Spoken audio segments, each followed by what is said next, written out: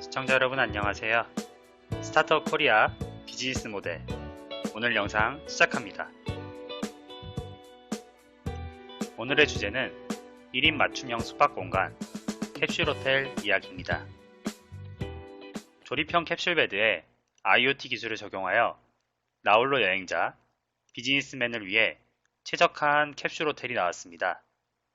정승호 대표는 숙박업체 더 캡슐을 부동산 스타트업인 프롭테크라고 말합니다.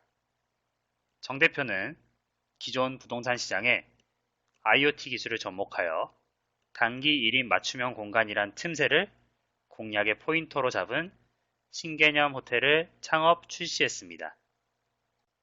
더 캡슐은 2019년 10월 문화체육관광부와 한국관광공사가 주관한 관광벤처사업 공모전에서 AI, IoT 등 4차 산업혁명 기술을 접목한 우수 서비스로 선정되었습니다. 정 대표가 캡슐형 숙박호텔을 구상한 것은 1인 경제의 지속적 성장 추이를 주목한 때문입니다. 2018년 국내 여행자의 3분의 1이 나홀로 여행객이었습니다. 통계자료에서 확인되듯이 정 대표는 앞으로 1인 여행객, 비즈니스 출장자의 단기 체류가 늘어날 것으로 보았습니다. 더 캡슐 창업에는 정 대표가 2017년 외국인 관광객을 대상으로 게스트하우스를 운영한 경험도 큰 도움이 되었습니다. 캡슐호텔은 장점이 많습니다.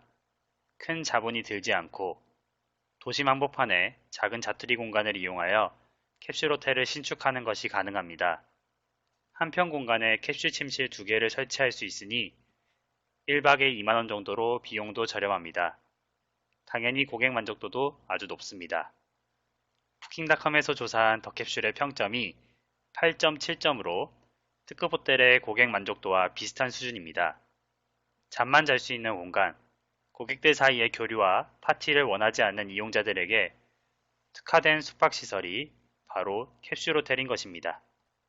정 대표가 캡슐호텔의 적지로 선택하는 곳은 도심의 자투리 공간입니다. 밀집도가 낮은 대지를 고밀도 캡슐호텔로 개발합니다. 2019년 3월 을지로 사가에 오픈한 1호 캡슐호텔은 창고로 사용하던 대지 84제곱미터 부지를 리모델링하여 좁고 긴 6층의 작은 캡슐호텔로 만들었습니다.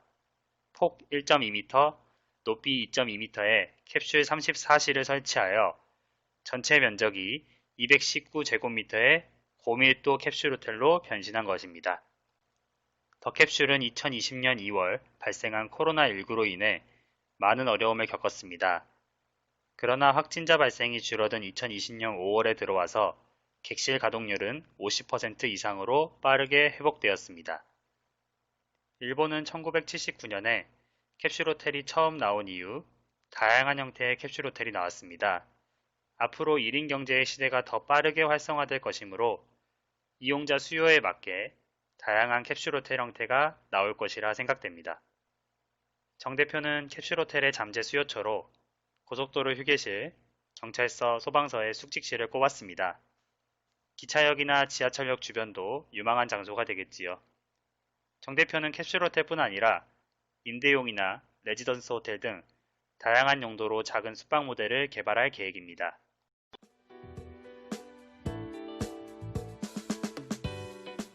시청자 여러분, 지금까지 살펴본 우리나라 최초의 캡슐 호텔인 더 캡슐의 핵심 가치는 무엇일까요?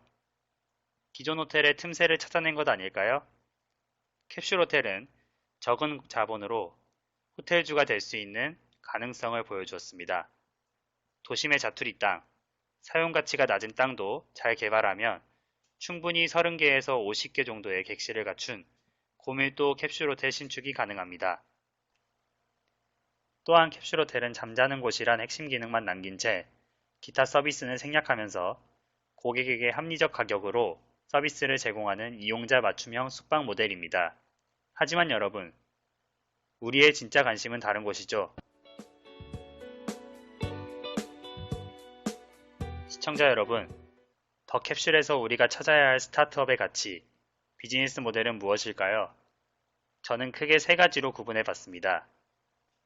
첫째, 동종 업종이라도 소자본으로 소규모 창업을 고민해보자는 것입니다. 100평 공간에 10억 원을 투자하는 대신 10평 공간에 1억 원, 1평 공간에 1천만 원을 투자하여 같은 유형의 사업을 할 수 있는 방법을 찾아보면 어떨까요? 이렇게 하려면 기존 시스템을 완전히 혁신해야만 가능한 비즈니스 모델이 나올 수 있을 것입니다. 여기가 바로 창의 기업자, 스타트업의 시각이 필요한 영역이 아닐까요? 둘째, 1인당 사용 공간, 사용 시설을 기존보다 대폭 줄여보는 비즈니스 모델은 어떨까요?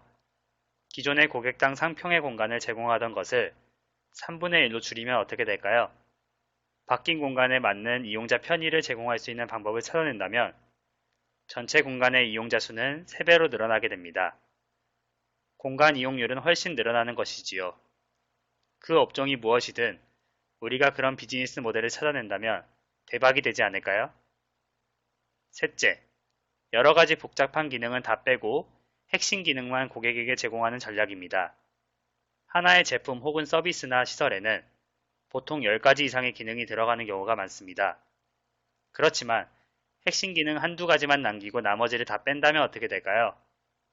기존 비즈니스 모델 대비 훨씬 저비용 비즈니스 모델을 가진 스타트업이 가능하지 않을까요?